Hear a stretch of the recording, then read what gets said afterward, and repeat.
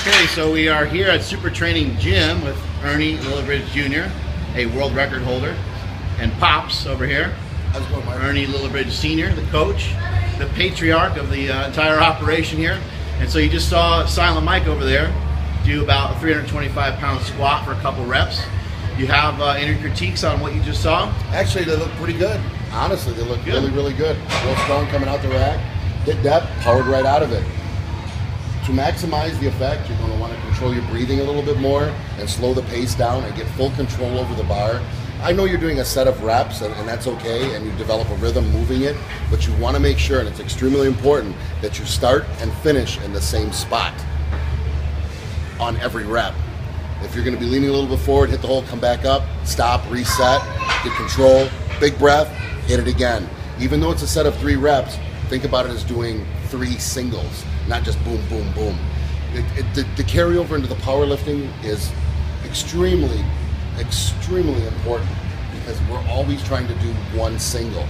It is reps for building mass and endurance and the strength, but the setup is so important. You got to hit it 1 time. So if you want to try it again real quick, or whenever you're ready, it's a strong setup. The rack opens up. You can either take your big breath, and it's usually best to take your breath before you unrack it. With the heavier weights, it has a tendency of collapsing you and changing your form. So get your big breath, get out strong, put it where you want it, feel it out, hit it, and get out of there. Don't release your breath until the top. And then take a few seconds, set up again. Just a single. Let's see how it looks for a single. That setup was good. You're a very good example of a narrow stance squatter. You got the heels, and that's what works for you. So you're going to be primarily on your quads, and that's okay. Everyone has a different style. Let's go through it one more time. Why don't you show us, Ernie, from the back here, just kind of like what you're looking at. I know a lot of times in the meets, you're kind of putting your hand on your sons and stuff like that, and centering them. And what are you kind of looking for in tightness in the back and stuff like that? Most bars will have, it depends. Not all of them do. They'll have a line in the middle. And you want to make sure that the center of the bar is directly centered on their spine. And you also want to make sure, some guys are high trap, mid trap, low bar. Wherever he sets it up, that's fine, but you want to make sure the bar is centered so there's not a variance. So where you set the bars is highly individual. Absolutely. In the aspect of height, but in terms of proportion left to right, you want it dead centered every time. So I'll let him wiggle around with it. He's pretty good, actually. He's got a good setup. He's right on the money. A little bit to your left. Not that far, not that far. Right there. So what are you trying to do here? Like, center him. If you're Mike, what are you trying to feel when you're setting up under the rack for some people that don't understand how to get tight? Tightness. He's dead tight. And you want to make sure he's squeezing into that bar. I tell people you want to lock into that bar. Pull it into you. You want it locked in. And he's right between his trap and his shoulder. That's where all of us squat. All of us. It's almost like you're flexing your upper back. You're Absolutely. Kind of pulling the weight into you a little bit. You are. Once it's on your back and you stand up and you're erect with it, you're a little bit more relaxed in the sense. The bars, it's already set, but you're tight the whole time. You're locked into that. That bar and you become one. Big breath, unrack it. There you go. Up. Solid. That moves fast. That was very fast. That was a beautiful rep. They just got out of it. That's just what we're looking for. Great bar speed, great positioning. You never went forward. Head stayed back. It was a good rep. Very good. Mike, I think in the past you've had some issues with the hips raising up a little bit. During a heavy squat. If you did 500 for 2 or something like that. What kind of advice do you have? For someone whose hips kind of shoot up first out of the bottom of the squat. Very lighter. No. You would first master a weight before you go up with it. If your form is incorrect, even in warming up, you don't go any farther. You first get that issue corrected. That's why we practice perfectly. Okay, so sometimes in warm-ups, if someone does 315, you have a guy that's newer, you got someone that does 315 for a set of 2. If they do it kind of jacked up and it doesn't look right, you'll just have them retake it? You'll have them retake it, absolutely. You Make sure they get it right. Until it's perfect. It's a matter of progression. And we practice the same way as we would in competition. Our practicing is the exact same way. There's no change. It doesn't matter at the competition, at the gym, at a different gym. Our setups are the same every single time. Take your time, set it up. Empty bar, 1 plate, 2 plate, 3 plates. If you were to block the sides out and you couldn't tell how much was on the bar speed remains the same every single time. So ingraining that technique is going to be crucial to kind of making sure the hips don't come up too early. Extremely. What else would factor into that? Would ab training, lower back training, something along those lines help? I know it's hard to say without actually seeing it.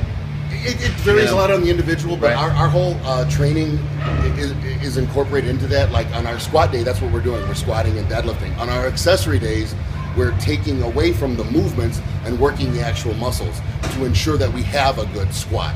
A squat is a movement, it's not a muscle. We'll break it down on the accessory days and do all those muscles. And if there was any weaknesses during the warm-ups that we would notice, those would be emphasized and trained harder on the accessory days. We don't train our strengths, we train our weaknesses, always. About how many movements are you guys getting to in one training session approximately? On the squat, that's all we do.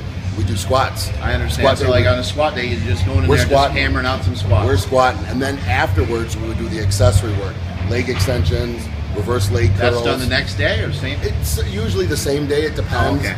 It varies depending on where we are and how much time we have. So the focus is on just making the squat stronger. Absolutely. Training the squat first, and then training all the muscles that help bring the squat up. Absolutely. Absolutely.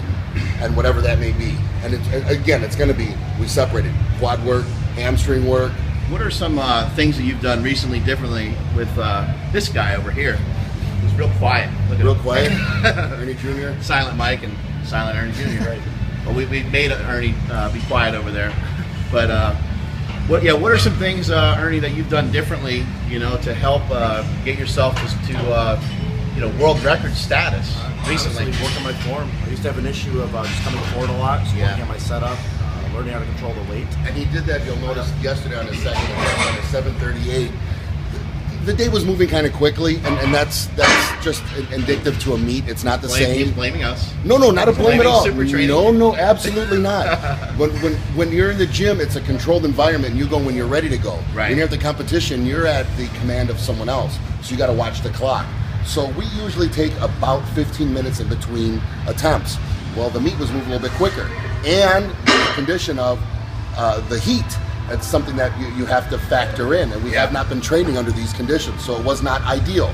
Nothing to worry. It just wasn't ideal. Absolutely not. No. As a powerlifter, you have to take that into consideration, and you should be training for that. We didn't. We can't simulate heat. It's not there. We're not going to crank the heat up. Hey, let's go sweat in the gym. So it was moving at a little bit of faster pace, and on his second attempt, he got a little bit forward. He was strong enough to correct it, and he muscled it up, but he made the lift so much harder than it had to be. On the third attempt, this is the difference you'll see between an experienced lifter and a novice. He knew in his head he made the lift, but it was harder than heavy because his technique was off. He made the correction, jumped 40 pounds, and obliterated it. Yeah, 782. Yes, went from 738, I believe, to 782. That's got to be close to being pretty high up there on the list of squats for 220. Any idea where that ranks? It's got to be probably top 3, I'm guessing. I know the number one squat right now, the world record is 859, I want to say. Done by Chris Duffin, Just took another Bird had it. Took it from Bird. But that's, you're splitting hairs. I mean, that's really close. I mean, you're talking about a 50-pound, 80-pound difference. It's closer than you would close. think. It's very close. It's well within his capability in time. He just took the 198 record, so now we're going to play in the 220 field and get comfortable there and go back and forth and probably even dip into the 242s a little bit, depending on how his body weight is, just to be more marketable. Right. And not being arrogant, but he already has the 198. To push the record farther is great. Check it off the but list. It's done until there's someone else. Let's go play somewhere else, and he has the capability of doing so. Destroy it again. Go back to 220, go back to 242, and have fun in other fields. It's there, and it gives him the opportunity to take more titles and get more experience against stronger lifters, and that's what he's doing. The technique, he's, like I said, cleaned up on the third attempt and just obliterated. So how important is technique? It's everything. Right. It's everything. All the strength in the world is useless if you're not able to utilize it and put it into the bar. You're on your toes, it's over. You hear a lot of talk about repetitions, and people saying, how repetitions can be really effective because you know, one rep will be good, the next one will be off, and so on, and you'll go through these sticking points. I guess the case for rep is you go through the sticking points multiple times within one set. You know, what is your thought process? You seem to be more in favor of, I know you use both reps and singles and stuff, but what is your opinion on some of that? We really emphasize, again, it depends on what phase of the training cycle we're in. If we're in, you know, 8 weeks out, 10 weeks out, and it's just a general training session, it's always, the main emphasis is to get stronger and tighten up the technique. But if we were doing a rep training session, then absolutely, reps would be the name of the game. As we get into contest prep, it's all singles, all singles. It'll be multiple singles, but it's all singles. I don't care how good the second or third one looked. It's inconsequential. You got one shot at this. Learn how to get it right. When you guys do your reps in training, do you use reps in the warm-up to get ready for the big set, or do you use singles and try to conserve your energy for the heaviest On the set? rep day, it's usually we'll do it'll be a set of triples all the way up, doubles all the way up. I see. So Yep. where you get used to doing it 2 times, doing it 3 times, not a variance. On a heavy single day, it would be the exact opposite. It'll be singles all the way up, and then multiple singles. And we vary it to the point of perfection. It's not, the quality is so much more important than the quantity. Right. Doing it incorrect, I don't care how many times you did it incorrect, it's still wrong. Do it right. Get it right the first time and then move up.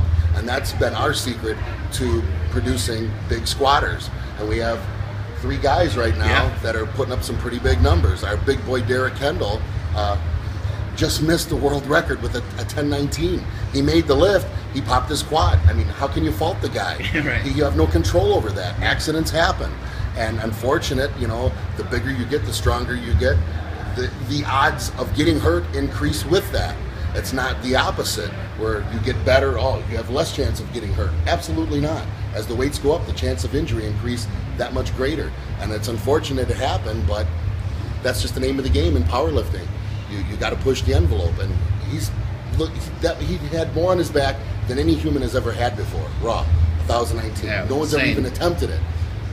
So hats off, Derek. You did a great job, buddy. And I'm sure you'll get it next time when you heal up. So basically, whether you're doing reps or you're doing singles, you want to take your time with the setup. You want to make sure that technique is crisp. Absolutely. And make sure it's the same every single time. Every single time. And continue to work on your form, whether you have 135 on the bar or 935 or on the bar. 1,035, whatever. It's exactly the same setup Right. every single time. The same number of breaths, the same amount of time, the same amount of bar speed. We can control the bar speed by putting more strength into it, and by controlling how tight the knee wraps are and how tight your belt is. And that's really up to your coach or handler to make those adjustments. But that's at the pro level. For the novice coming up there, you really want to concentrate on doing it on your own without the aids of the equipment. As you get closer to competition, you start incorporating them in there. It's extremely important to have someone know what they're doing with the belt and the knee wraps. Yeah, it's equipment. Yeah, we use it. Yes, it helps. Is it going to add 100 or 200 pounds to your lift? No, it's not. But it adds a little bit, and it aids in safety. Did he blow his knee out? No, he tore his quad. It still happens. The results you guys have, justify your methods. You guys are killing it. Congratulations to you on a world record, and I know you'll have more future world records. And I know that you're going to end up with some big PRs coming up I'm trying, soon. buddy. I'm old. Give me a break. You're not that old. You're not done yet, buddy. No, I'm not done. There's Not at all, more. sir. I'm still trying. There's more in the tank, and we appreciate it. Fist My down. appreciate. Thank you so much, sir, for having us on. Thank you. Thank you.